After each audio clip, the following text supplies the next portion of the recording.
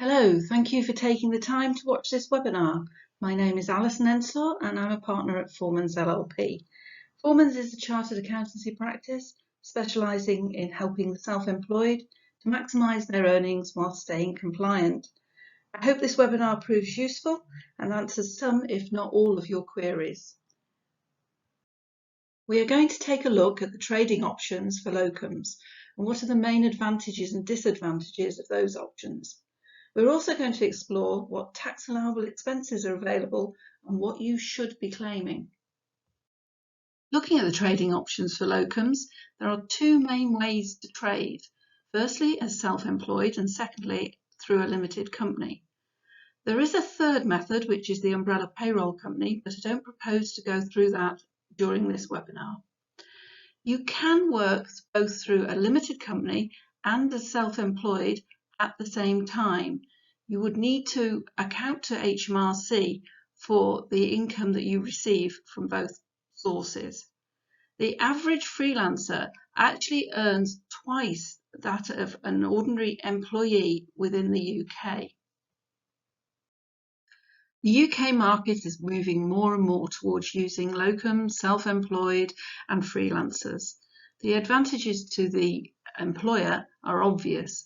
There's no employer's NI, they don't have to accrue holiday pay, there's no employer's responsibilities such as insurance, there's less administration, no pension.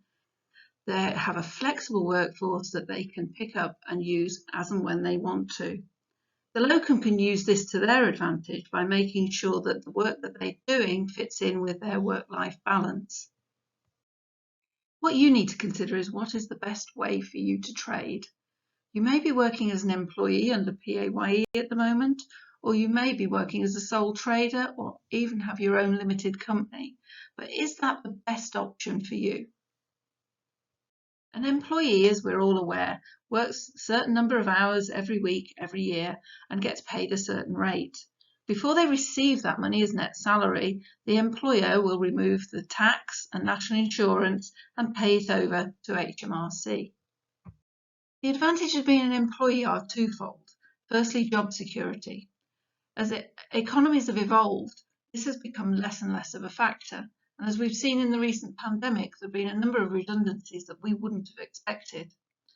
The second is the responsibility for paying tax and NI. It is the employer's responsibility to deduct the correct tax and NI and pay it over to HMRC on the employee's behalf. The employee therefore doesn't have to worry about reporting any of this. Unfortunately, yet again, going through the courts, we've seen a number of employers where they have not paid these monies over. The disadvantages of being an employee are obvious.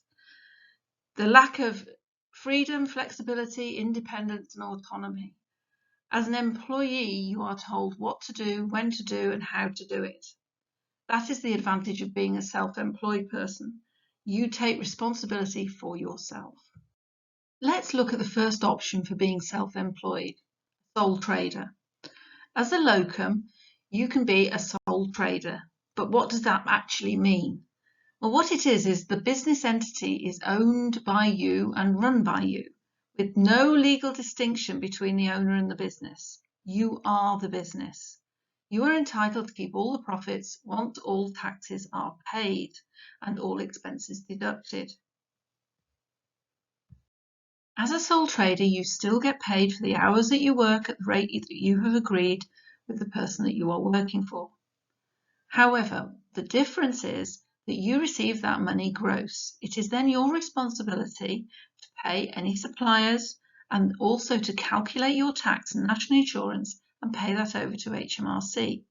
Once you've paid everybody that's owed, the money that you keep is your profit. The advantages of being self-employed and a sole trader are that you can choose when and where you want to work. So if you decide that you want to work flat out for 12 months and then take 12 months off based on the money that you've earned, then you can do that. There are not the ties that an employee has. The disadvantages, however, are that a sole trader is actually the business. So the personal liability. If something happens to your business, say for example that you do not get paid by a customer or a client, then and you owe money to HMRC or to another supplier, then your personal assets are at risk. It's not always the most tax efficient way of getting paid, although being a sole trader and working through a limited company are becoming financially closer. There are financially better options, and also you have to bear in mind that you will have to do some administration. The second option is to work through a limited company. So what do we actually mean by working through a limited company? A registered limited company will be registered with Companies House. It is a legal entity within the law, as in a legal person. So it has its own liabilities and responsibilities. The individuals involved will be directors, and they direct the day-to-day operations of the business. Shareholders own the shares and own the business. The directors are responsible to those shareholders for reporting how they have maintained the business for them.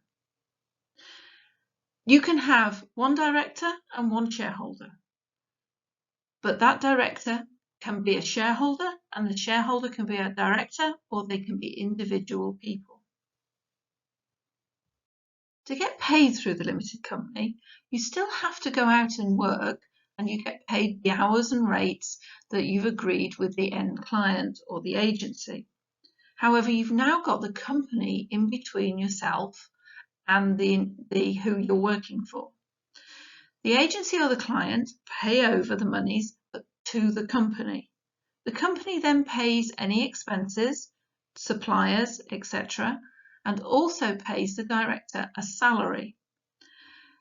The company then works out its profit and pays over to HMRC corporation tax, which is currently at 19%. The monies that are left can be paid out as a dividend to the shareholders. So you can see that the director receives a salary and he receives the expenses. The shareholder receives the dividend. They're different types of income. The advantages of working through the limited company are the same as for the self-employed person. That freedom and autonomy to do what you want to do. The main advantage is the limited liability. Because the company is a person in the eyes of the law, it has responsibilities and it is responsible for reporting to HMRC, paying for its liabilities, etc. As long as the directors and shareholders have not done anything illegal or fraudulent, then they can't be held responsible for the company's actions. For example, if the company does not get paid by one of its customers or clients and therefore does not have the money to pay a supplier, the supplier can only go after the assets of that company, not after the assets of the directors or the shareholders. Limited company are currently financially the best option in terms of taxation, and we have found in practice that customers prefer to deal with a limited company. They regard them as more stable than a self-employed. Not really sure the reasoning for that, but that is what happens in practice. The disadvantages are there are statutory requirements. Companies need to file accounts every year. They have to file corporation tax returns and they have to file annual returns. The administration records have to be kept and everything has to be accounted for. But there are approximately 891,000 single-person limited companies in the UK currently. Let's look at a financial example so we can see what the advantages are financially. In this example, the person's worked 40 hours in a week at a rate of £35 an hour. They have expenses of £25 subsistence and they've done 250 business miles, which is a 25-mile trip to work. The contracting premium of 20% is the additional that they are paid on their rate by the person that they're working for. This is, as we looked at earlier in the slides, because the employer is saving money. They're not having to pay out as an employer all the costs and administration of having an employee. So they're therefore prepared to pay a little bit more to encourage the person to be self-employed. The tax code, we're going to work with the current tax rates. So we're in 2020-21, and currently we have £12,500 as a personal allowance. Working with those figures, we can see that an employee would take home £842 for the week. Somebody working as a sole trader, based on the same figures, would take £1,032. This is after they've paid the tax, or at least put to one side to be paid to HMRC at a later date. The limited company director and shareholder would take £1,088. As you can see, there is a slight advantage of being a company director and shareholder as opposed to a sole trader, but a large advantage of both of them over the employee. Bear in mind that the company director and shareholder is taking income home as a salary, expenses, and also as dividends. The main reason for the differences in the level of income for the sole trader and for the shareholder director are due to tax rates. The sole trader pays tax based on their profit for a particular tax year, and the tax they pay is income tax. So for the 2021 tax year, there's a personal allowance of £12,500, so that's at 0%, and then a basic rate of 20% and a higher rate of 40%. The shareholder director has more discretion about how they take the money out of the business.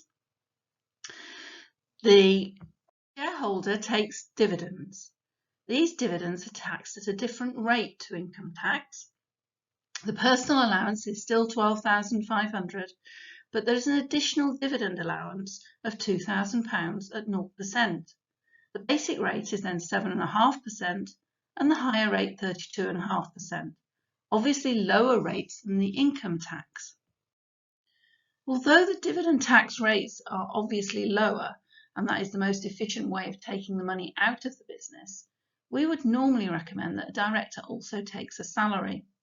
The reason for taking a salary is to make NI contributions. These NI contributions ensure that you receive a qualifying year for your state pension. This is actually down to the individual circumstances. For example, they may already have enough qualifying years, or alternatively, they've got other income which is already making NI contributions. Unlike the sole trader who pays income tax on all of the profit for the year, because the company is an individual and a separate legal entity, the shareholder director only pays tax on the income they receive from the company in a particular tax year. This allows for tax planning. Tax planning allows us to take advantage of tax rates, any additional allowances or reliefs that are available. For example, if a company has a very good year, 1 year, and then the shareholder director decides to take a sabbatical of 6 months, they might decide to take less income in the good year and then carry some of that income over and take it in the following year in order to use their personal allowances. The tax planning advantage was not taken into account in the previous example, with all the monies being distributed to the shareholder director. However, a good accountant should be able to help their client plan for the future. So, having decided which way you want to go, do you want to be a sole trader or a limited company?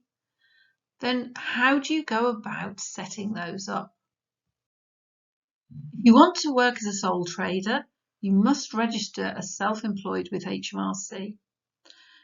Ideally, you should register by the 6th of October following the end of the tax year you became self-employed. So if you became self-employed now, you would need to register by the 6th of October 2021. HMRC will require your unique tax reference, Now, you may not have come across this. We all have our national insurance number, but we also all have a UTR. You have to apply to HMRC for them to give you that number. It's a 10-digit number made up of 2 5-digit blocks. If you've had correspondence from HMRC, you may already have that on some correspondence. You will also need your national insurance number and some information about what your business intends to do. Our best advice would be set up a separate business bank account. You don't have to, but it is very difficult to record your business transactions as compared to your personal transactions, and if you're going to use an accountant, they would like to see a separate business bank account. Also, if HMRC were to ever investigate, they would ask for the bank accounts details and statements, and you may have to hand over your personal documents as well. You must retain all business documents. So open up a file and put any correspondence, any invoices, anything you have at all into that box. Consider VAT registration. VAT registration threshold is currently £85,000 turnover. Now that may seem a lot for somebody that's starting out, or it may be something that you very quickly get to, or it may be something that you're almost at if you're already trading. VAT registration is something to consider. If you are actually dealing with the general public, you may consider that VAT registration is not something that you are interested in. If you are at the 85,000, it's not a choice. But if you are under the 85,000 turnover, you can make that decision. If, however, you're selling to other businesses, you might want to consider being VAT registered, as it is recognised as being part of being a stable business, and that HMRC have obviously done their checks and they're happy with you. So it does have a marketing advantage. Consider a year end of the 5th of April. The income tax year, which is what you will be taxed on, ends on the 5th of April each year, and it will be easier for you to maintain your records to that date. And most importantly, obtain suitable insurance. Remember, any liability is yours. If some work is done incorrectly or there is any problems, then the responsibility is yours as an individual. You have no protected liability. So make sure you get the insurance. If you decide that you want to work through a limited company, then you're going to have to register that company at Companies House, because it's going to be a separate legal entity within the eyes of the law. So things to consider: you need a name, and that can't be the same as a name already registered. And it is important when marketing your business, so it is an important thing to do. But when you think of that name, you can always change the name at Companies House, so it is not always set in stone. You may also want to consider if you want any other shareholders and what types of share that you want to issue, because you can issue different types of share. The different types of share may be issued, for example, you can have different dividend policies. So anybody holding an A share gets £10, anyone holding a B share gets £5, and anybody holding a C share gets nothing. The dividend policy relates to the type of dividend. If everybody holds A shares, then regardless of what you want to pay out, everybody gets the £10. You may also wish to consider appointing other directors, or you may wish to keep the company to yourself and keep control of it, and therefore be the only director and shareholder. All of these things can be altered at some time in the future, but it will involve paperwork and filings with Companies House. You will also need to register the company with HMRC. HMRC will be notified by Companies House when your new company is set up, and you should be sent a UTR for the company. This is different to your personal UTR. Keep it safe. You are going to need that when you talk to HMRC. You must also tell HMRC that your company is active for corporation tax purposes within 3 months of starting any business activity. It may be that you set the company up and you don't trade for a couple of months. But when you do start to trade, you've got 3 months to let HMRC know what you're doing. Because the company is a separate legal entity, you will have to register a business bank account in the company name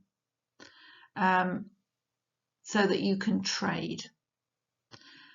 Our other best advice is, again, retain all business documents.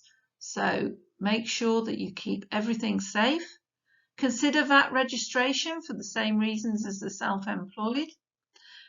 Consider a year end of the 31st of March to coincide with the corporation tax year.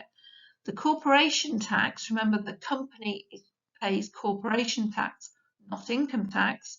The corporation tax year runs from the 1st of April to the 31st of March. So it makes life a little bit easier if you can have a year end of the 31st of March. You can change your year end of company tax. You must also obtain suitable insurance. Even though it is the company that is liable, the company must have insurance, and your end client or your agency will have to see your insurance to ensure that everything is insured. Once you're up and running, you will need to keep records, and you need to keep the records of all the transactions that are going on in a period. So what fees and sales have you got? What purchases have you got? What expenses have you incurred? You will also need to know at any one point in time who owes the business money, who are the debtors, who are the creditors, who does the business actually owe money to.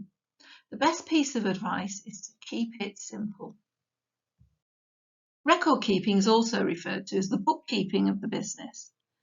It doesn't have to be complicated. You just need to record your transactions. So you could decide that paper books are the way forward. They're fairly easy to keep, although they can be time consuming if you're adding up columns and columns of figures. HMRC are also now moving towards digital, and from 2023 we'll be expecting all self-employed to register their information through software. There is a lot of software out there, but make sure it's suitable. You don't want to be paying for software that you're not using. So if it's got a very complicated fixed asset ledger that you're not going to use, why would you pay for it? You will also need a compatible computer for the software, and you might want to consider the cost. If you're starting out very simply, paper books are probably the way forward. You will also need training on the software to ensure you are using it correctly. Other things you could do: use a spreadsheet, list everything. If you pass your bookkeeping over to an accountant, it becomes their responsibility if they're working for you. So some different ways of considering how to do your bookkeeping. You may be thinking, my affairs are very simple, so do I need an accountant? Why would I want to pay for that? Well, an accountant should be more than just number crunching. They are more than just putting together your tax. There should be expert advice there. They should be able to advise you on tax allowable expenses, look through your books and advise what they think you should be claiming as well. Are there any tax allowances that you should be claiming? They will also ensure that you get everything into the correct format. If you're self-employed, you will need to fill in a self-assessment return. If you're completing accounts for a company, they have to be in a certain format. They should also make sure that you are aware of all the deadlines and the filing requirements, which will prevent penalties and fines. They will liaise with third parties. So, for example, there is an agent's helpline that the accountant should have access to, which means they can get through to HMRC far quicker than you can, and also will sit on the line waiting for HMRC to answer the phone while you're busy running your business. They can save you time, energy, and eventually some of your sanity. It's professional help with your planning of your business. A well-known phrase is, a good accountant should save you their fees in tax. So do consider using an accountant from day one, rather than just as a filing mechanism. A good accountant will be able to deal with HMRC, Companies House, and other third parties on your behalf, with your permission. However, you need to be aware anyone can call themselves an accountant. It's not a job title or job description that has any protection in law. So ensure your accountant is who you think they are. Ensure they're registered. Have a look at their qualifications. Are they regulated? Look for the logo. There are several accountancy institutions that are regulated. Foreman's belong to the ICAEW, but there is also CIMA, the Certified Accountants, the ICAS. You need to look at them to make sure they have those qualifications. Make sure they're covered by adequate professional indemnity insurance. If something goes wrong, you want to be sure that you are covered and can make a claim. Make sure you know what your accountant is doing on your behalf. A good accountant should issue a letter of engagement stating what they will do on your behalf and what you will do on your behalf, and nothing gets lost in the middle, which could result in a penalty or a fine. Having considered how to trade, we're now going to have a look at some tax tips which should save you some money. The golden rule to remember for business expenses is, was the expense incurred in order to generate turnover or income, either now or in the future? Have a look at what it's for, and then consider, can I claim it as tax allowable? Sole traders and one-person companies tend to have their trading address as their home address. If they move from that address to a temporary site, a temporary place of work, they can claim tax-free mileage from the business. So the money can be taken from the business without any tax. So for a locum pharmacist, this would mean when you leave home to where your temporary site is, where you are working, and back again. HMRC have accepted levels that you can claim, and they do not need them reporting. So if you travel in a car or a van up to 10,000 miles per annum, you can claim 45 pence per mile. This is to cover both the fuel and the running costs, so insurance, breakdown service, tyres, wear and tear, etc. Over 10,000 miles, HMRC consider that the wear and tear and the running costs will have already been covered in the 45 pence, and it reduces to 25 pence per mile. Motorcycles can claim 24 pence per mile, and if you bicycle to work, you can claim 20 pence per mile.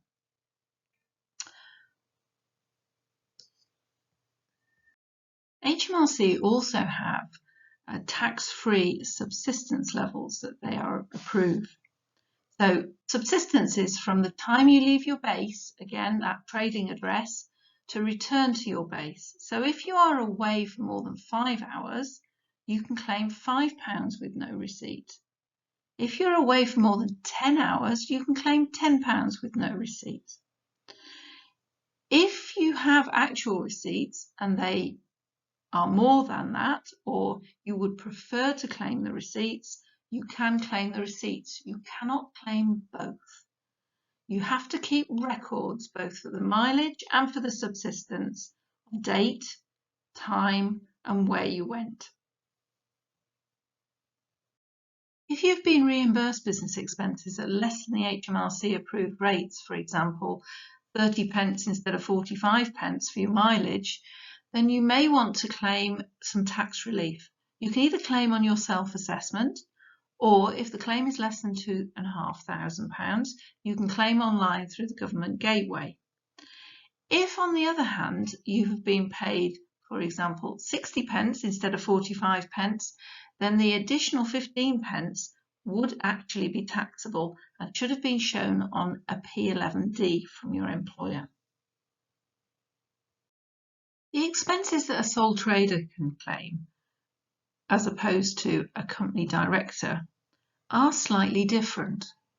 A sole trader based at home can claim the mileage, as discussed, from the base to the temporary site, can claim the subsistence claim from the time he leaves base. But all business expenses incurred have to be proven.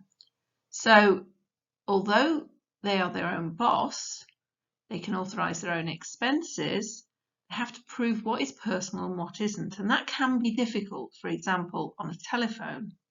So if you have a mobile phone in your own name, then you may not be able to distinguish what is business use and what is personal use, in which case we would advise not claiming anything.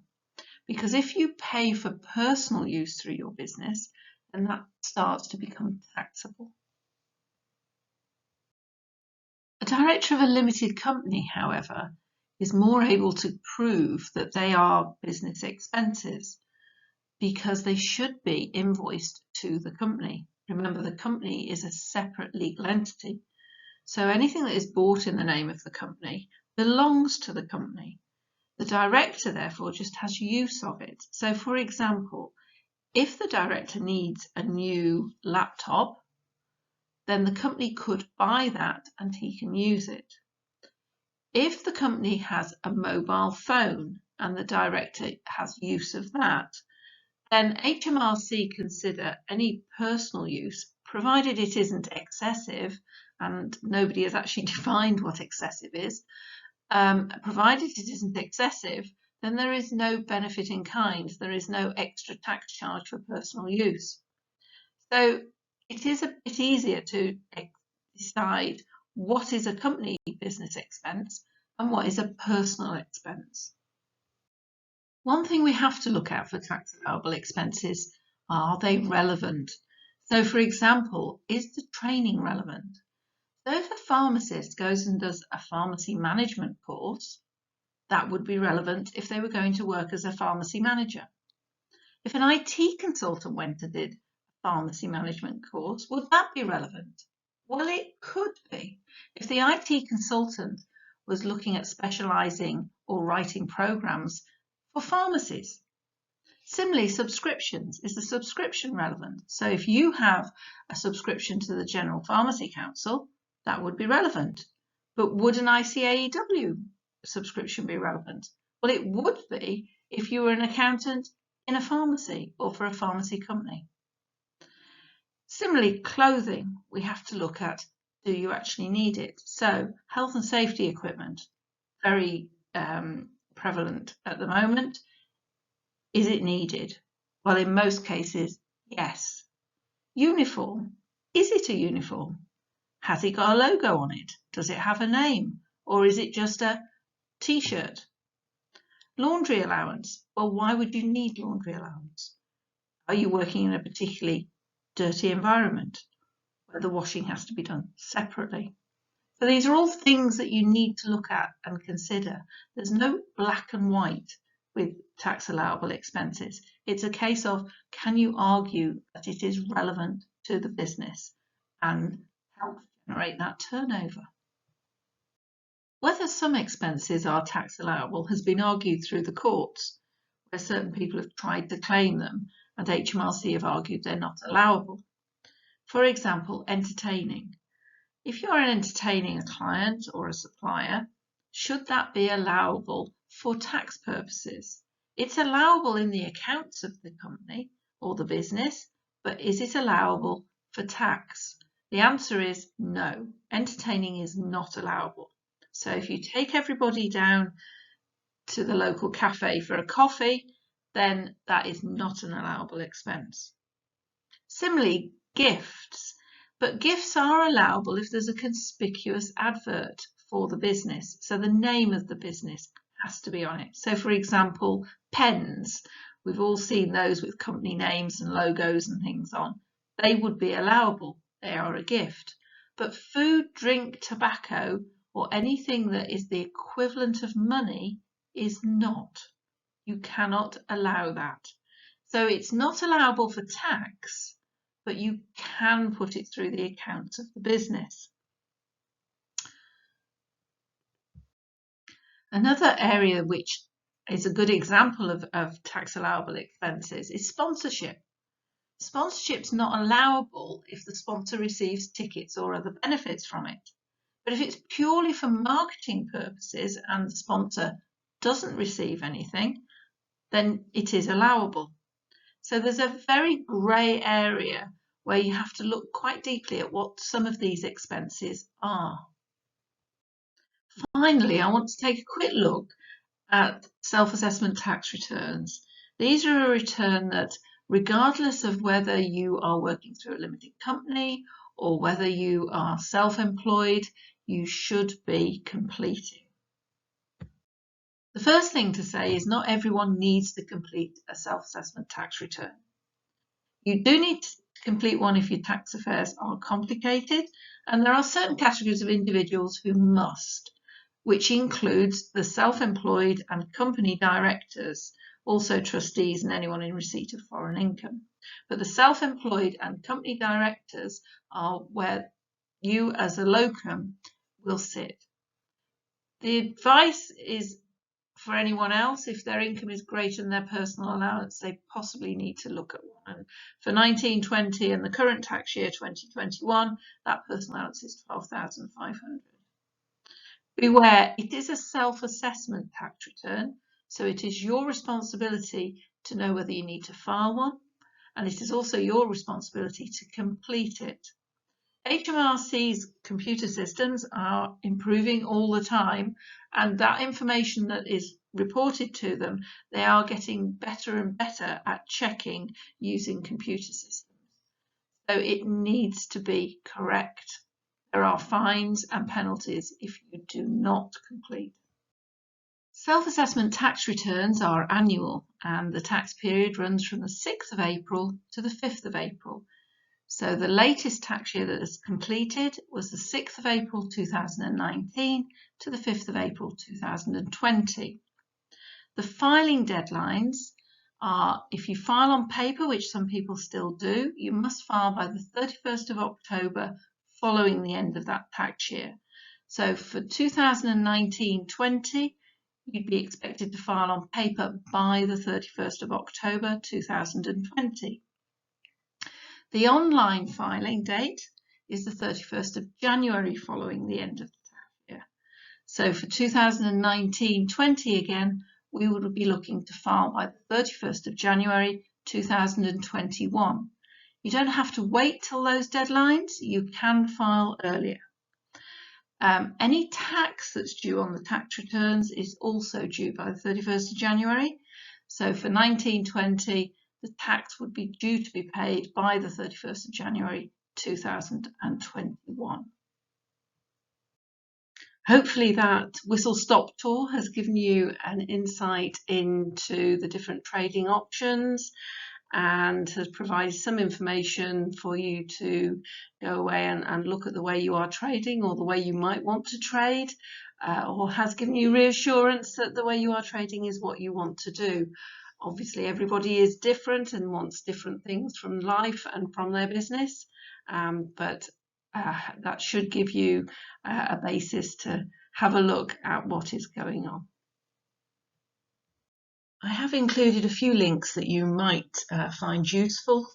.gov.uk is a massive source of information on these things. There are obviously your professional bodies, the ICAEW, which is our accountancy regulator, Foreman's LLP, which is ourselves, and Locator Locum, who I'm sure will point you in the right direction if you have a query. As Foremans are regulated, I am obliged to include a disclaimer and a copyright slide within this webinar. I would emphasise that this is general information and you should get tailored advice if you are thinking of acting on any of these things or looking at trading going forward. Thank you for listening. I hope it has been useful. If you have any questions, please feel free to forward those on now and we will try and deal with those for you.